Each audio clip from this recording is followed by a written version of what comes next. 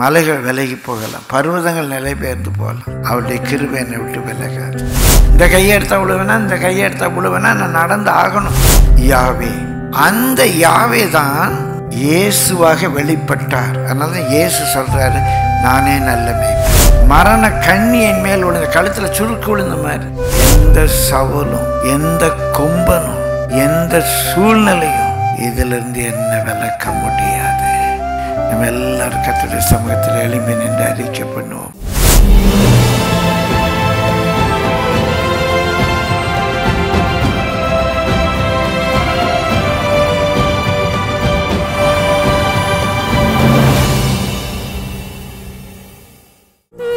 நடுவே தனித்துவான மாசமாயிருக்கிற உமது சுதந்திரமான மந்தையாகிய உம்முடைய ஜனத்தே உமது கோலினால் மே தொருளோம், உமது கோலினால் மே தொருளோம், உமது கோலினால் மே தருளோம், உமது கோலினால் மே தருளோம்.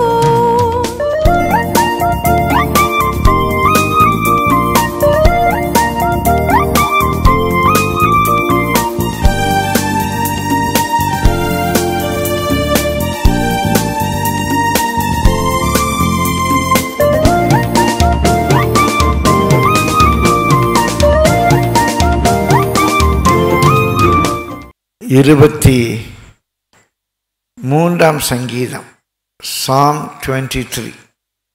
இந்த Psalm 23 குறித்து அநேக பரிசுத்தவான்கள் அநேக காரியங்களை சொல்லியிருக்கிறாங்க.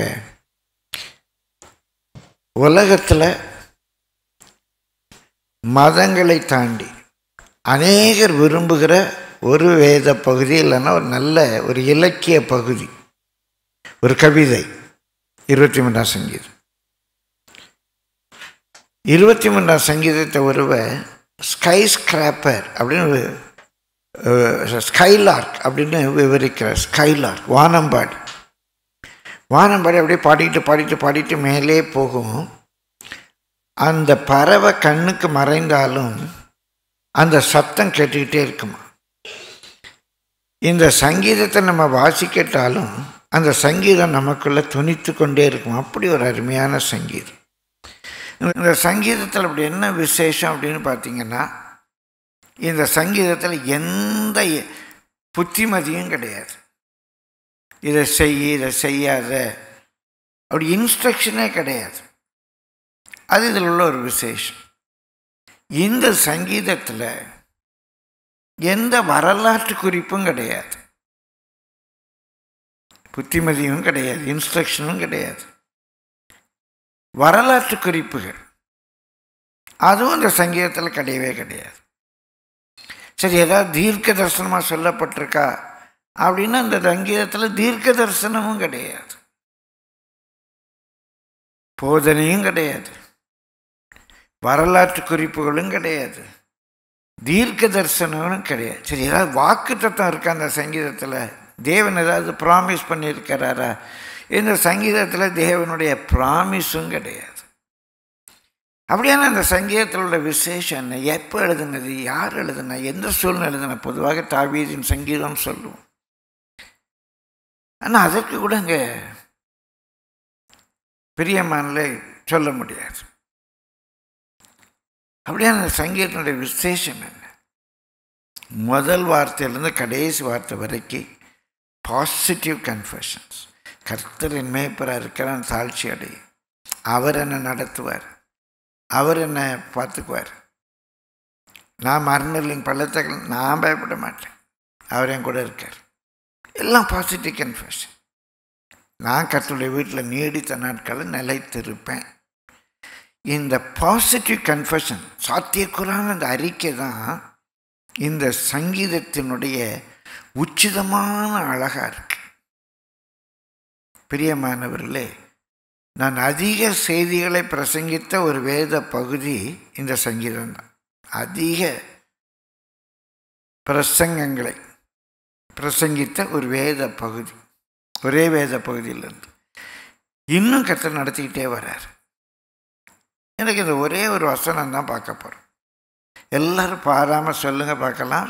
இணைந்திற்குள்ளே இருக்கிற இடங்களில் சொல்லுங்கள். முதலாம் வசனத்தை எல்லாம் வாய் திறந்து சத்தமாக சொல்லுங்கள்.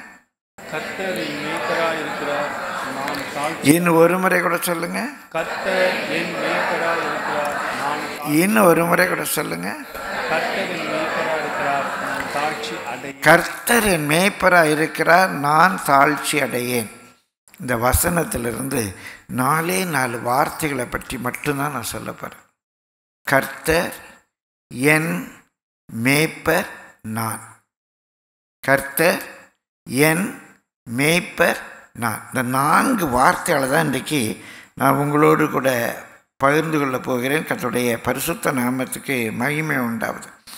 முதலாவது பார்க்குறோம், கர்த்தர் என்ற சொல்.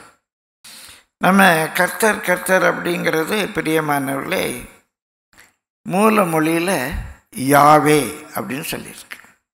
அதில் இந்த உயிரெழுத்துக்குரிய உச்சரிப்பு கூட மூல மொழியில் கிடையாது. நமக்கு உயிரெழுத்து இல்லாமல் சொல்ல முடியாதனால யாவே அப்படின்னு சொல்கிறோம். ஆனால் இந்த உயிரெழுத்துக்கான உச்சரிப்பு கூட மூல மொழியில் கிடையாது. இந்த யாவே யாவேங்கிற அந்த சொல்லு தான் நம்முடைய ஆங்கில வேதாகமத்தில் லார்ட் அப்படின்னு சொல்லி பழைய ஏற்பாட்டில் கேபிட்டல் லெட்டரில் போட்டிருப்பாங்க. கிங் ஜேம்ஸ் வேர்ஷன் நீங்கள் பயன்படுத்தினீங்கன்னா LORD கேபிட்டல் லெட்டரில் போட்டிருப்பாங்க. இதை தான் நம்முடைய தமிழ் வேதாகமத்தில் கர்த்தர் கர்த்தர் கர்த்தர்னு மொழிபெயர்த்திருப்பாங்க.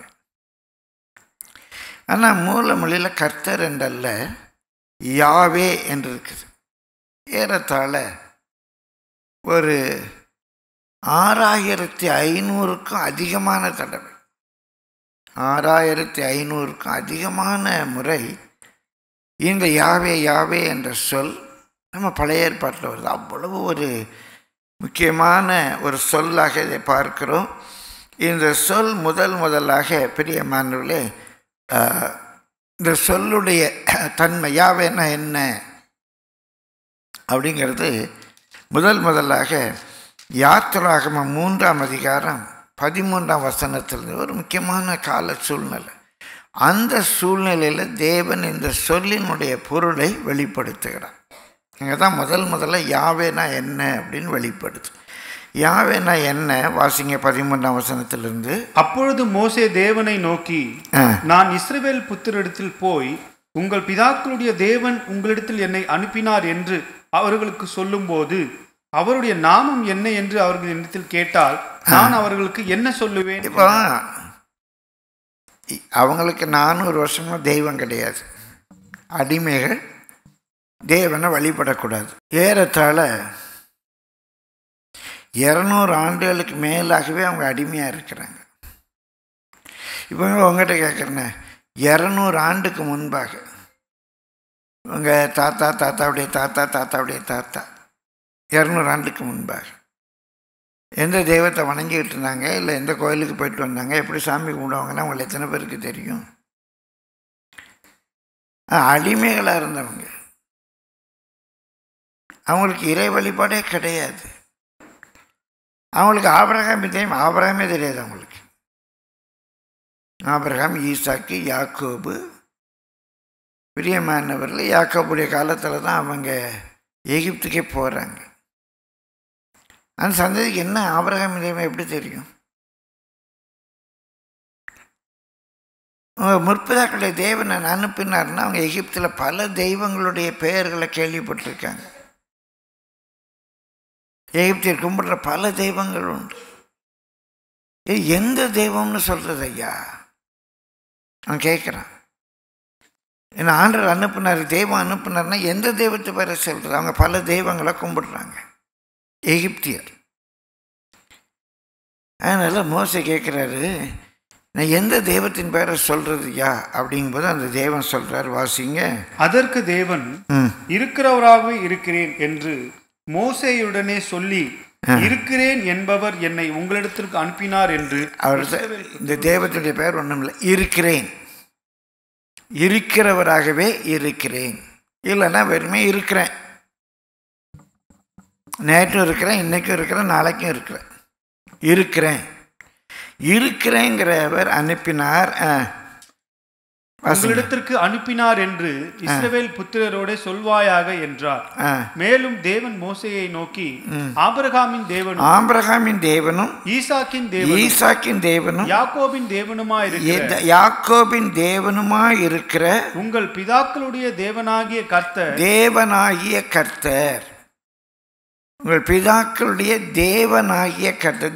தேவன் சொல்றல, காட், இறைவன். பிரியமானவர்களே, இந்த தேவன் அப்படிங்கிறதற்கு ஏல் அப்படின்னு சொல்லுவாங்க. ஆனால் பொதுவாக எல்லா இடங்களிலேயும் அவருக்கு கொடுக்குற ஒரு மரியாதை நிமித்தம். இப்போ நம்ம சொல்கிறோம், நீங்கள் ஒரு மரியாதை, நீங்கள் வாங்க போங்க சொல்கிறோம். நீங்கங்கிறது பன்மைக்கும் நீங்கள் தான். ஒருவருக்கு மரியாதை சேர்க்கும் போது நீ என்பதற்கு பதிலாக நீங்கன்னு சொல்கிறோம். அதே போல் ஒரு தலைவர் வர்றார், ஒரு பெரியவங்க வர்றாங்க, அவன் வந்தான் அப்படின்னு சொல்லி நகரம் யோசிக்க மாட்டோம், உபயோகப்படுத்த மாட்டோம். அவர் வந்தார், அவங்க இன்னும் சொல்லப்போனால் அவர்கள், அந்த தலைவர் அவர்கள் அப்படின்னு பண்ண, அவர் ஒருவர் தான். முதல்வர் அவர்கள், மாண்புமிகு முதல்வர் அவர்கள். அப்போ அவர்கள்னால் நிறையா முதல்வர்களா அப்படின்னு கேட்கக்கூடாது, அது முட்டாள்தனம். நம்முடைய கலாச்சாரத்தில் கொடுக்குற மரியாதை. அப்போ இந்த தேவனுக்கு, ஒன்றான தேவனுக்கு கொடுக்குற மரியாதை ஏலோஹிம், பன்மை. அதனால் பல தேவர்கள் அல்ல, எல்லா இடங்களிலும் தேவர்கள் என்று பன்மையில் சொல்லிட்டு அந்த வினைச்சல் ஒருமையில் பயன்படுத்தப்பட்டிருக்கும். அதனால் ஏலோஹிம் என்பதே என்னுடைய பொதுவான கருப்பு. நம்ம தமிழ்லேருந்து வந்த சொல். ஏன்னா இந்த ஏல் அப்படின்னு சொல்கிறது அவங்க அல் அப்படின்னு சொல்கிறாங்க. அரபிக் மொழியில் அல் அப்படின்னு அவரை சொல்கிறாங்க. ஆங்கிலத்தில் ஆல், எல்லாம்னு சொல்கிறோம். ஆல், தமிழில் எல்லாம். அப்போ இந்த தேவன் என்பதற்கு ஒரு நல்ல தமிழ் சொல் எல்லாம் அப்படின்னு எடுத்துக்கலாம். எல்லாம். அப்போ இதை எப்படி வாசிக்கிறோம்? தேவனாகிய கர்த்தர் என்பது ஆங்கிலத்தில் த லார்ட் காட் என்று இருக்கும். தேவனாகிய கர்த்தர் என்பது எல்லாமாகிய யாவே, எல்லாமாகிய இருக்கிறவராகவே இருக்கிறவர். அவர் தான் எல்லாம். வானம் பூமியை படைத்தவர் அவர் தான் எல்லாம். பிரியமானவர்களே, எல்லாமாகிய இருக்கிறவராகவே இருக்கிறவர் என்னை உங்களிடத்துக்கு அனுப்பினார் என்று அவர்கள் இஸ்ரவேல் புத்திரரோடு சொல்வாயாக என்றார். மேலும் தேவன் மோசேயை நோக்கி, இதுவே என் நாமம், தலைமுறை தலைமுறை தோறும் இதுவே என்னுடைய பேர் பிரஸ்தாபம். என்னுடைய பேர் எப்படி தான் நினைவு கூறணும், இதான் என்னுடைய மெமோரியல். இப்படிதான் என் பேரை நினைவு கூறணும், இதான் என் பேர் பிரஸ்தாபம் அப்படின்னு அவர் சொல்கிறார். அவர் தான் யாவே. இந்த யாவே என்ற சொல் நம்ம வேதாகமத்தில் முதல்ல எங்கே வருதுன்னு பார்ப்போம். ஆதியாகமம் 2ஆம் அதிகாரம் 4ஆம் வசனம் வாசிங்க. Genesis chapter 2 verse 4. தேவனாகிய கர்த்தர். அது எப்படி தமிழில் சொல்லலாம்? எல்லாமாகிய இருக்கிறவராகவே இருக்கிறவர். எல்லாமாகிய இருக்கிறவராகவே இருக்கிறவர். அவர் இருக்கிறவராகவே இருக்கிறார். அவர் தான் எல்லாம். எல்லாமாகிய இருக்கிறவராகவே இருக்கிறவர். பூமியையும் வானத்தையும் உண்டாக்கின நாளிலே வானமும் பூமியும் சிருஷ்டிக்கப்பட்ட வரலாறு இவைகள். இவர் தாங்க, இந்த கடவுள் தான் சிருஷ்டித்தார். அவர் வானத்தையும் பூமியும் சிருஷ்டிக்கும் போதும் இருந்தார், ஆதாம் ஏவாள் காலத்திலையும் இருந்தார், ஆபிரகாம் காலத்திலையும் இருந்தார், மோசே காலத்திலையும் இருந்தார். யோசுவாட்ட சொல்கிறார், நான் மோசையோடு கூட இருந்தது போல் உன் கூட இருப்பேன் அப்படிங்கிறாரு. தாவீது காலத்திலையும் இருந்தார், தானியேல் காலத்திலையும் இருந்தார். இன்னைக்கும் பிரியமானவர்களே, பவுலுடைய காலத்திலையும் அந்த தேவன் இருந்தார், சாது சுந்தர் சிங்குடைய காலத்திலையும் அந்த தேவன் இருந்தார். நீ தாழ்த்தி சொல்லுகிறேன், சுந்தரையா காலத்திலும் அதே தேவன் தான் இருந்தார், ராபர்ட் சைமன் காலத்திலையும் அதே தேவன் தான் இருக்கிறார். கரங்களை தட்டி கர்த்தரை ஸ்தோத்திரிப்போமா? இருக்கிறவராகவே இருக்கிறாருங்க. மோசே இல்லாமல் போகலாம், ஆதாம் ஆபிரகாம் இல்லாமல் போகலாம், அவர் இருக்கிறார். அவர் தான் வானத்தையும் பூமியும் உண்டாக்கணும், அந்த தேவன் தானே. இதனால ஒரு 3 காரியங்களை முதலாவது ஆழமாக இந்த யாவே கர்த்தர் 3 காரியங்களை மனதில் ஆழமாக பயிற்சிக்கோங்க. ஒன்று, அவர் இருக்கிறவராகவே இருக்கிறார், self existing and existing for ever. நான் ஏன் பயப்படணும்? அவர் இருக்கார், அவர் பார்த்துக்குவார், அவர் இருக்கிறார். மலைகள் விலகி போகலாம், பர்வதங்கள் நிலை பெயர்ந்து போகலாம், அவருடைய கிருபை என்னை விட்டு விலகாது. ஒருத்தவங்களுக்கு நான் 2 லட்ச ரூபா தாரேன், நீ ஒன்றும் கவலைப்படாதுன்னு சொன்னார். சொன்னவர் ஒரு வேளை கொடுக்க முடியாமல் போகலாம், இல்லைன்னா அவர் தவறி போயிடலாம். ஆனால் இவர் எனக்கு ஒன்று செய்வேன்னு சொன்னார்னா சொன்னவர் இன்னும் இருக்கார். அவர் இருக்கிற செல்ஃப் எக்ஸிஸ்டிங், அது முதலாவது புரிஞ்சுக்கோங்க. 2வது, இந்த கர்த்தர் என்பதில் உங்களுக்கு என்ன சொல்ல விரும்புகிறேன், இருக்கிறவராகவே இருக்கிறவர் எப்படி இருக்கிறாரு? எல்லாமா இருக்கிறார். இருக்கிறது மாத்திரமல்ல, என்னுடைய எல்லா சூழ்நிலைக்கும் அவர் போதுமானவராக இருக்கிறார். Is all in all. என் பிள்ளைகளை பார்க்கணுமா பார்த்துக்குவார், என் பிஸ்னஸை பார்க்கணுமா பார்த்துக்குவார், என் ஊழியத்தை நடத்தணுமா நடத்துவார், எனக்கு என்ன செய்யணுமோ எல்லாம் செய்ய அவர் ரெடியாக இருக்கார். அவர் இருக்கிறவராகவே இருக்கிறார், இருக்கிறவராகவே இருக்கிறவர் எல்லாமா இருக்கிறார். 3வது, இருக்கிறவராகவே இருக்கிறவர் மாறாதவர், அவரை மாற்றவே முடியாது, அவர் மாற மாட்டார்.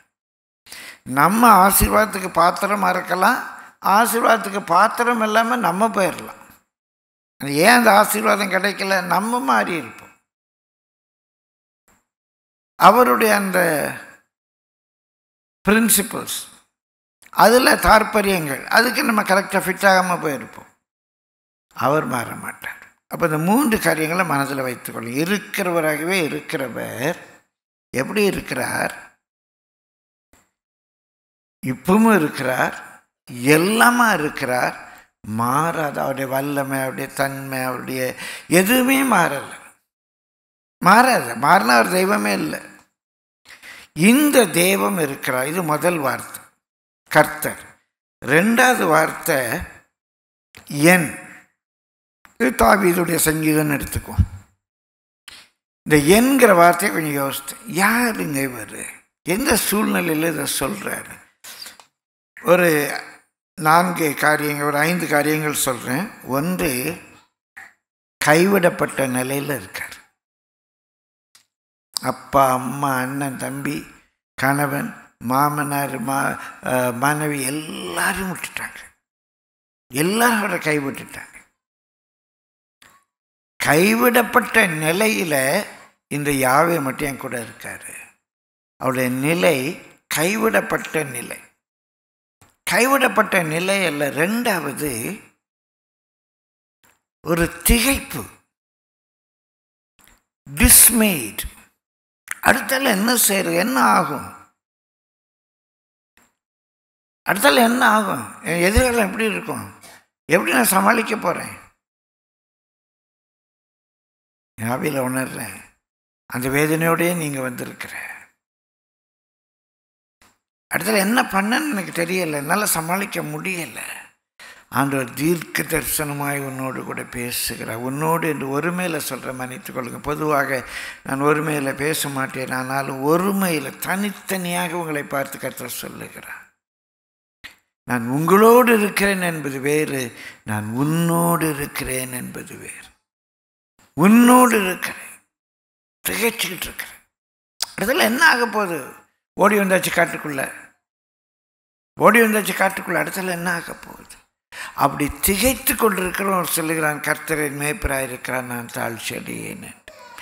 ஸோ அவனுடைய நிலை கைவிடப்பட்ட நிலை. 2வது திகைப்பு. மூன்றாவது ஒரு சிறுமை, நெருக்கம், பயம், மனநிலையில் பயங்கரமாக பாதிக்கப்பட்டிருக்கும். பிரியமானவர்களே, குருவி படுக்கையில் படுத்திருக்கான்னா மூல மொழியில் இருக்கு. அது குருவி படுக்கைன்னா என்ன? அந்த வைக்கோல் இக்கோலை போட்டு புல்லுகளில் வச்சுட்டு தரையில் படுத்து கிடக்கிறான். என்ன சாப்பிட்றான்? அங்கே இருக்கிற கௌதாரி, காய், கனி, இலை பறித்து சாப்பிட்டுக்கிட்டு இருக்கிறான். சிறுமை. சிறுமை மாத்திரமல்ல, நெருக்கம், பயம். ஒரு செத்த நாயை வேட்டையாடுறது போல ராஜா இவனை சுற்றி சுற்றி வேட்டையாடுறான். துர்ச்சன பிரவாகம் என்னை சூழ்ந்த, கெட்ட ஜனம், துர்ச்சனம் வெள்ளம் போல என்னை சூழ்ந்து கொண்டார்கள். பிரியமானவர்கள், ஒருத்தர் 2 பேர் இல்லை, சுத்தி பிரச்சனை, பயம். அதான் அந்த தாவீது. என் மேய்ப்பரா, யாருக்கு மேய்ப்பரா இருக்காரு? ஒரு கைவிடப்பட்ட நிலை, திகைப்பு, சிறுமை, நெருக்கம், பயம். 4வது சத்துரு, மரண இருள். நம்ம தமிழில் மரண இருளின் பள்ளத்தாக்கில் நடந்தாலும் என்று சொல்கிறோம். மூல மொழியில் ஆங்கிலத்தில் சொல்லும்போது though I walk through the shadow of the டெத்துன்னு இருக்கு. பிரியமான மூல மொழியில் என் மேலே எப்போதும் மரணத்தின் நிழல் இருக்கு. மரணத்தின் நிழலில் தான் நடந்துகிட்டு இருக்கேன். அந்த மரண இருளின் பள்ளத்தாக்கு என்பது அந்த மூல மொழியில் சொன்னது ஒரு மலை வெடிப்பு, வெட்ஜ் ஆஃப் அ மவுண்டன். அப்படி ஒரு பாறை, ஒரு மலை 2ஆக பிளந்துருக்கு, அப்படி கிராஸ், அப்படி ஒரு வி ஷேப்பில் வெடிச்சிருக்கு. அதில் நடக்கணும்.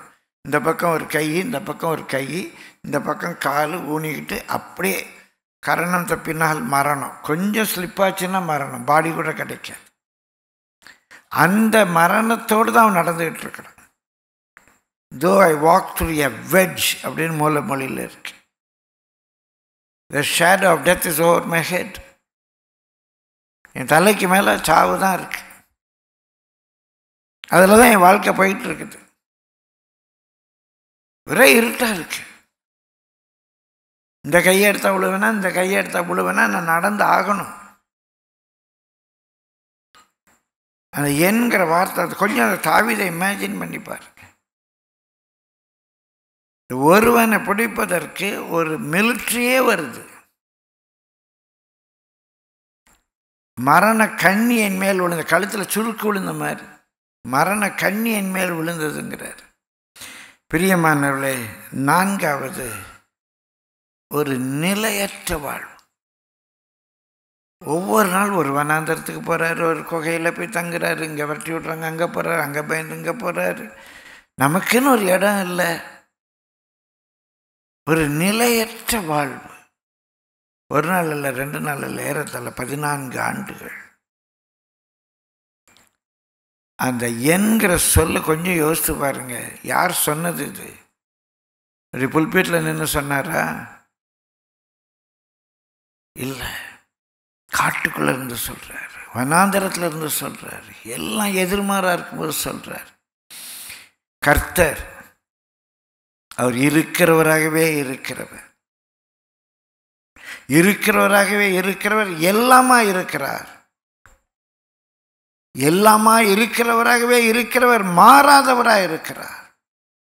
நான் இன்றைக்கு திக்கற்ற நிலையில் இருக்கலாம், திகைச்சிட்டு இருக்கலாம், பயந்துகிட்டு இருக்கலாம், கலங்கி இருக்கலாம், ஒரு போராட்டத்துக்கு மத்தியில் இருக்கலாம், கைவிடப்பட்ட நிலையில் இருக்கலாம்.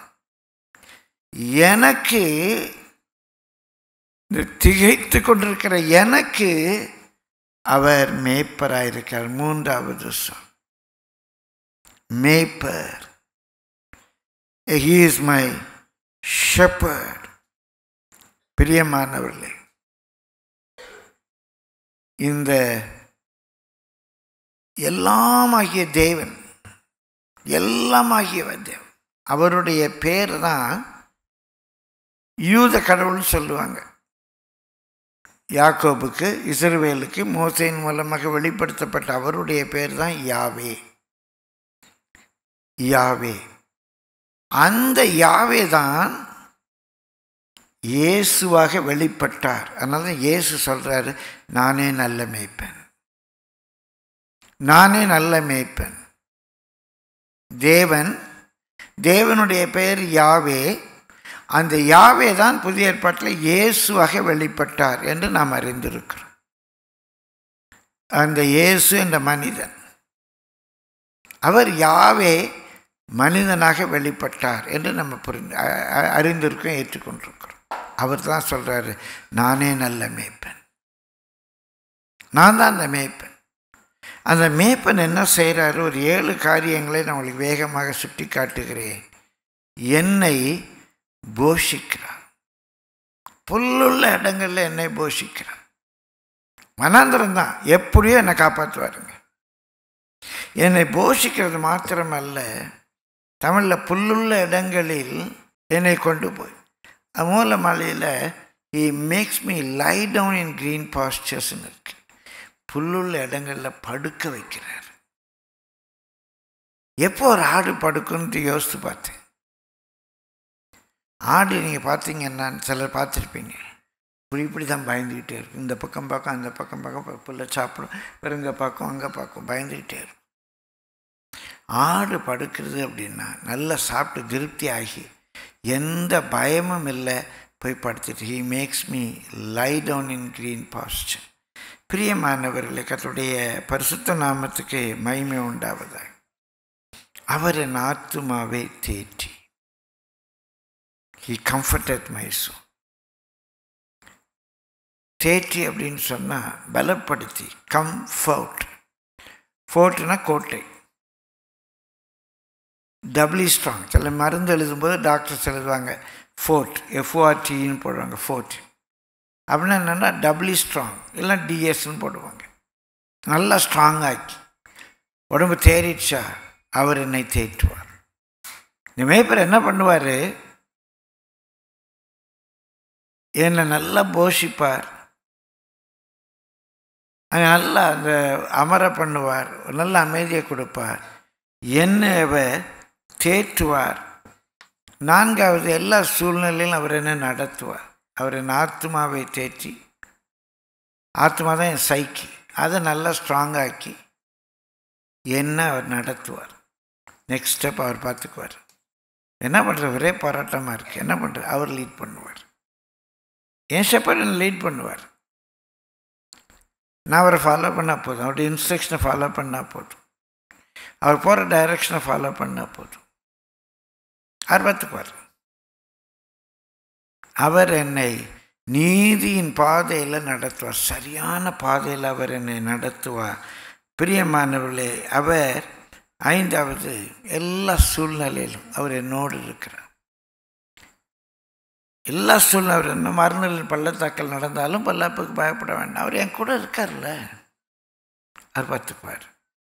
இந்த மேய்ப்பர் என்னோடு கூட இருக்கிறார். 6வது, என் சத்துருக்களுக்கு முன்பாக எனக்கு ஒரு பந்தி ஆயத்தப்படுது. இந்த முழு சங்கீதத்தில் எப்போதும் எனக்கு பிடித்த ஒரு பகுதி.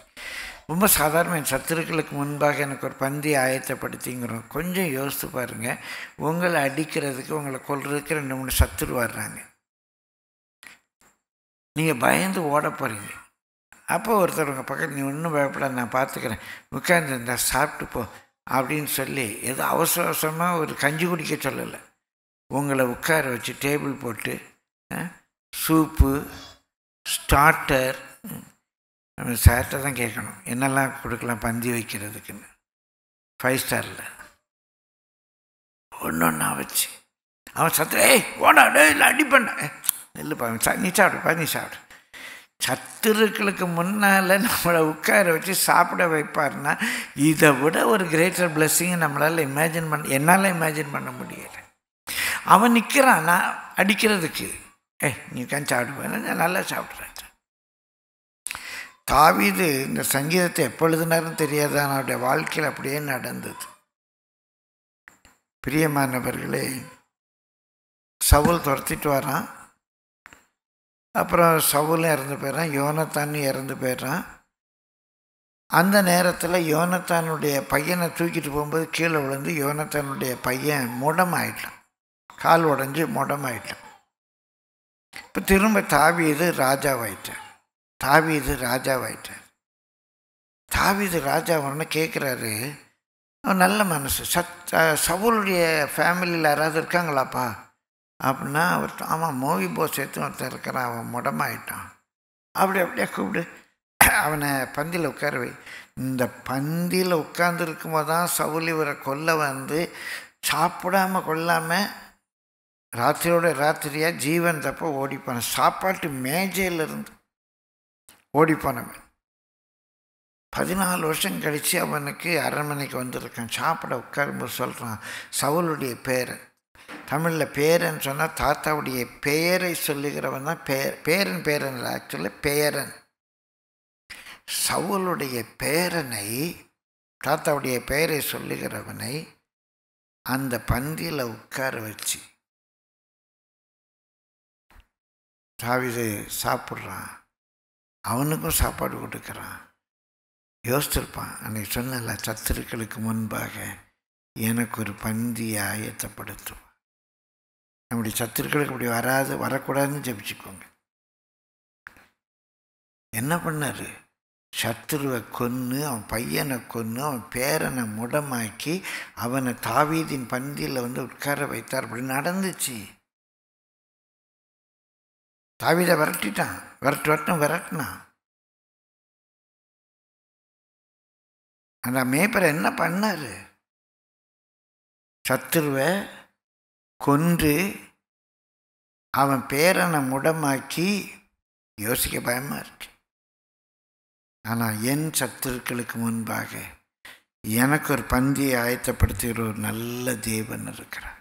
இயேசுவின் நாமத்தில் சொல்கிறேன், அவர்கள் கண்கள் காண கர்த்தர் உங்களை ஆசீர்வதிப்பார். உங்கள் சத்துருக்களுக்காக வேண்டிக் கொள்ளுங்க. உங்கள் மேல் இன்றைக்கு எரிச்சலாக இருக்கிறவங்க லட்சியம் அடைவார். உங்களோட உட்காந்து ஆர்கியூ பண்ணி நீ சரியா நான் சரியான்னு வழக்காடுகிறவர்கள் அவங்க ஒன்றும் இல்லாமல் போவாங்க. அவங்க கேஸ்லாம் ஒன்றும் இல்லாமல் போயிடும். ஏசாயா 41:11 வாசிக்கிறோம். உன்னோடு கூட போராடினவர்கள் நீயா நானா பார்த்துருவோம், ஒன்று நீ இருக்கணும் இல்லை நான் இருக்கணும். போராடினவர்கள் தேடியும் காணாதிருப்பாய். உன்னோடு யுத்தம் பண்ண வருகிறவர்கள், ஒரு கூட்டத்தை கூட்டிட்டு உன்னை அழிக்க வருகிறவர்கள் அவங்க ஒன்றும் இல்லாமல் பொருள் ஆவார். இல்லாத பொருளாகவே மாறி. ஜெபிச்சுக்கோங்க அவங்களுக்காக. கர்த்தருடைய பரிசுத்த நாமத்துக்கு மகிமை உண்ட. என் தலையவர் அபிஷேகம் பண்ணுகிறார். இந்த மேய்ப்பர் என்னை அனாயின் பண்ணுறார். என்னுடைய பொருள் சுருக்கமாக சொல்லி கடந்து போகிறேன். என்னை குறித்த தீர்மானம் என்னிலே நிறைவேறும். நான் ராஜாவாகனா ஆயிடுவேன், நான் பாஸ்டர் ஆகனா ஆயிடுவேன். ஏன்னா இப்படி ஒரு நல்ல நிலைக்கு கர்த்தர் கொண்டு வரணும்னு தீர்மானிச்சாருன்னா அந்த ஆயில் என் தலையில் இருக்குது. அவருடைய அபிஷேகம், அந்த அனாயிண்டிங் என் மேலே இருக்கு. எத்தனை சவுல் எழும்பினாலும் சரி, தாவீது நீ ராஜாவாகாமல் விட மாட்டார். உன்னை அதற்காக அபிஷேகித்திருக்கிறார்.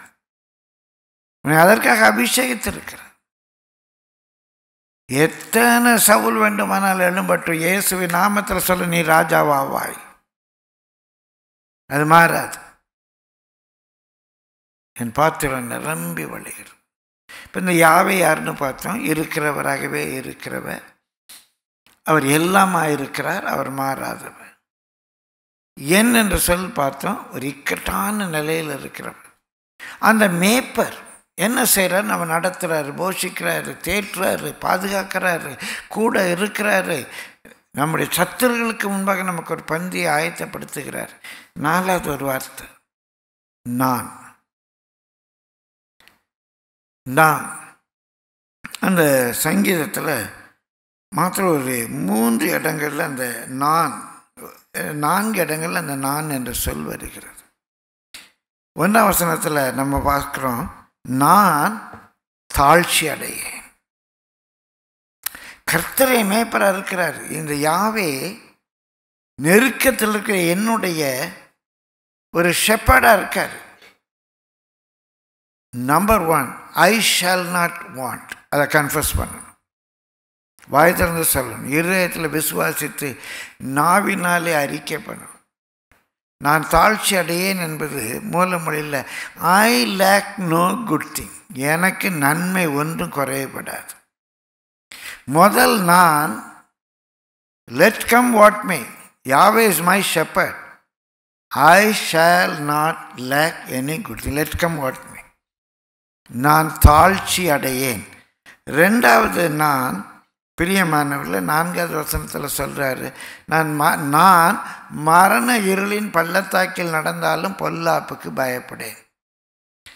அது இங்கிலீஷில் நீங்கள் பார்த்தீங்கன்னா மூல மொழியிலும் அப்படி தான் இருக்குது. எனக்கு தமிழில் அதை ஏன் விட்டாங்கன்னு தெரியலை.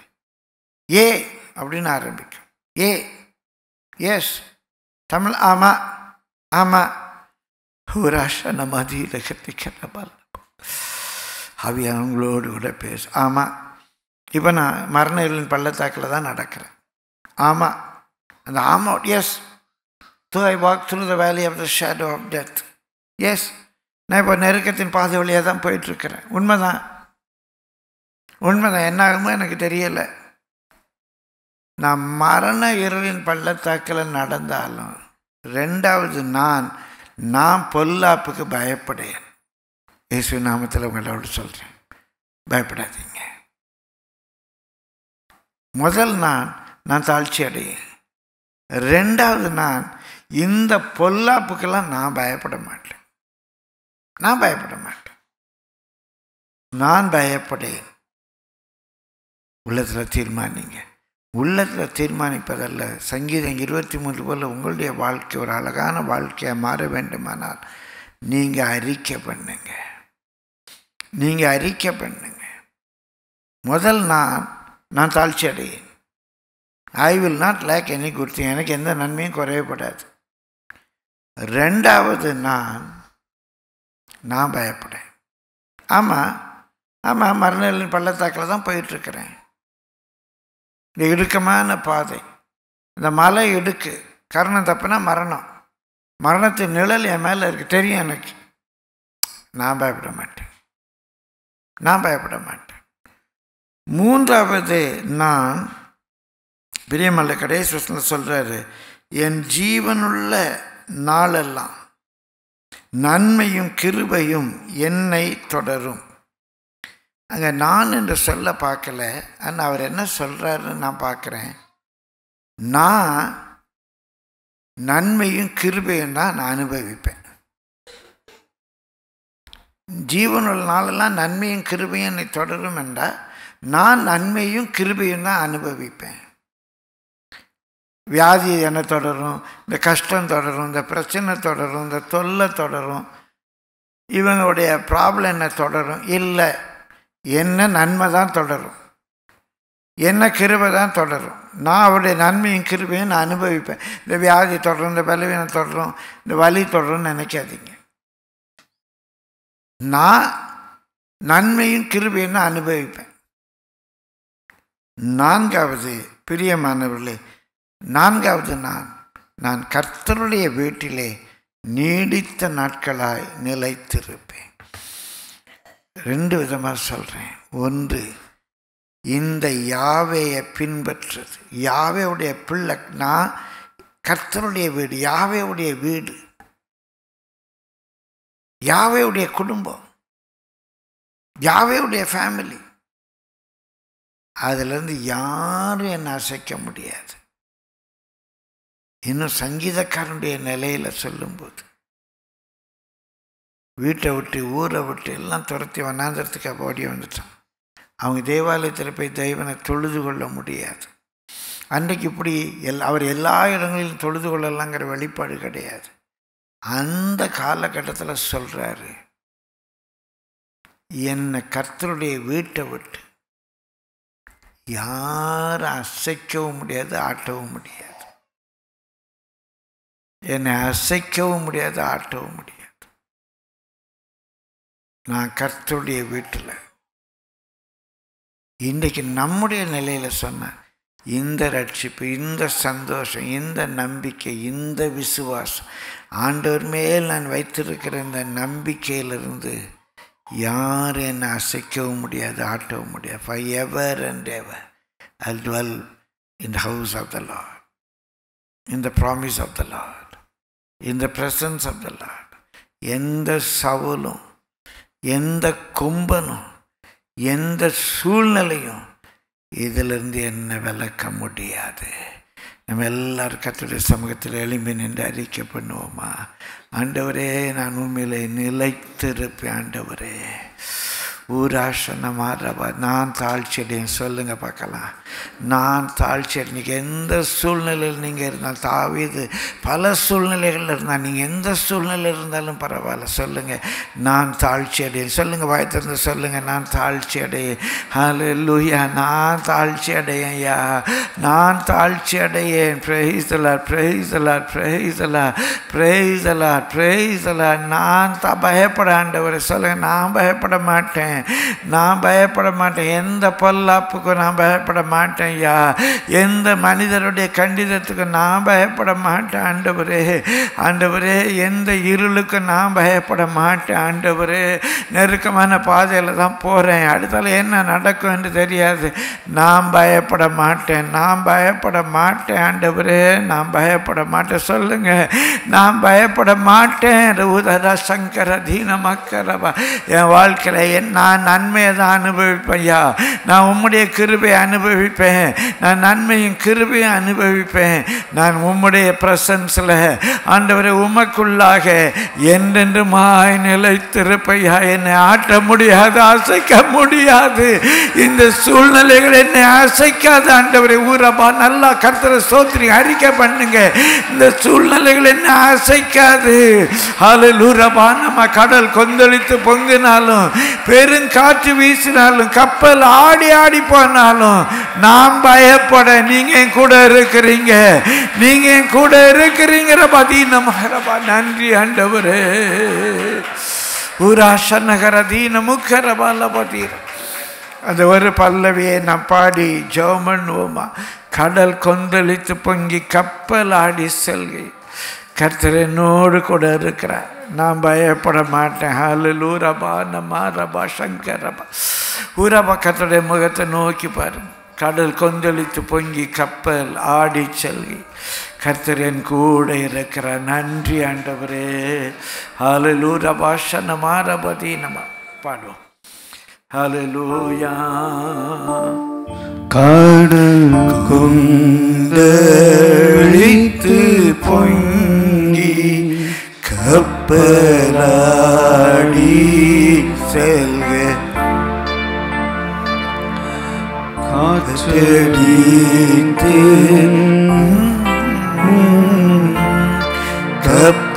கப்பலாடி செல்கையே,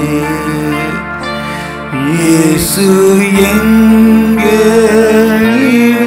வந்து கப்பலோட்டியாயிரும்,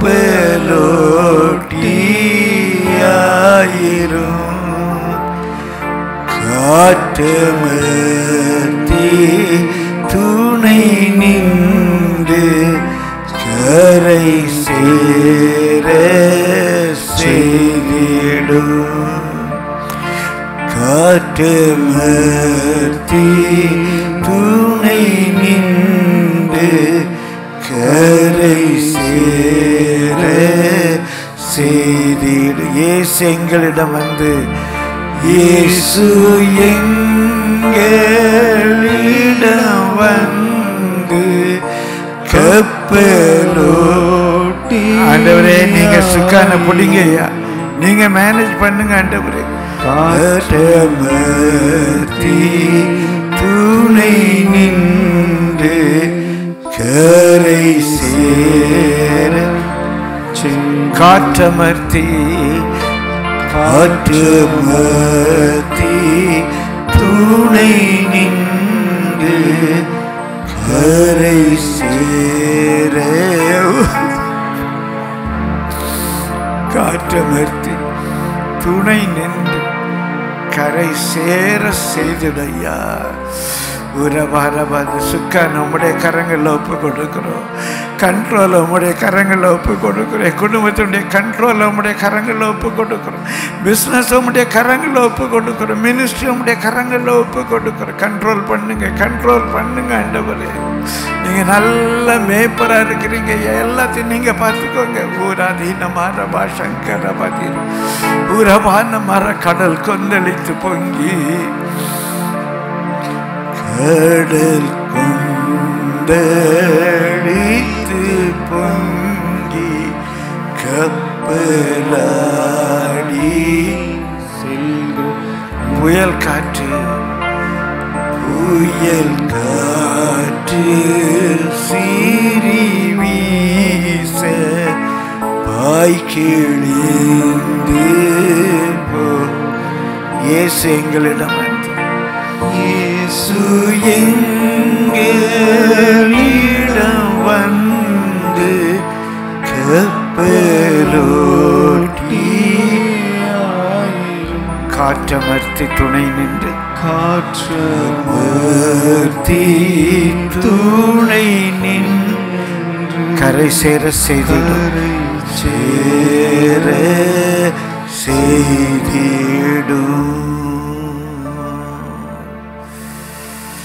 இடது கையை நெஞ்சில் வைத்து வலது கரத்தை உயர்த்தி 2-3 முறை சொல்லுங்க. கர்த்தரின் மேய்ப்பராக இருக்கிறார், நான் தாழ்ச்சி அடைய. சொல்லுங்க சொல்லுங்க, திரும்ப திரும்ப சொல்லுங்க, திரும்ப திரும்ப சொல்லுங்க. எந்த சூழ்நிலையில் நீங்கள் இருந்தாலும் பரவாயில்ல சொல்லுங்க. எந்த நெருக்கமான பாதையில் நீங்கள் போனாலும் பரவாயில்ல சொல்லுங்க. உங்களுக்கு முன்பாக சத்துரு நின்று கொண்டிருந்தாலும் விழுங்கலாமோ என்று பார்த்து கொண்டிருந்தாலும் பரவாயில்ல. எரிச்சலாக இருக்கிறான், வழக்காடுறான், சொல்லுங்க பரவாயில்ல. கர்த்தரின் மேய்ப்பராக இருக்கிறான், தாழ்ச்சி அடைய. கர்த்தரின் மேய்ப்பராக இருக்கிறான், தாழ்ச்சி அடைய. கர்த்தரின் மேய்ப்பராக இருக்கிறார். The Lord is my shepherd, I shall not want. The Lord is my shepherd, I lack no good thing. நன்மை எனக்கு குறைபடாது, நன்மை எனக்கு குறைபடாது. மேய்ப்பராக இயேசு இருக்கின்ற போது என் வாழ்நாளில் நன்மை குறைபடாது. உமக்கு நன்றி, உமக்கு நன்றி, உமக்கு நன்றி. இந்த வார்த்தை எங்களுக்கு பலப்படுத்தித்தார். இந்த வார்த்தை எங்களுடைய வாழ்க்கையில் ரேமாவாக ஆண்டவரே செயல்படட்டும் ஐயா. ஆசீர்வாதத்தின் நிறைவோடு நாங்கள் காணப்பட உதவி செய். இயேசுவின் நாமத்தில் பிதாவே, ஆமேன், ஆமேன்.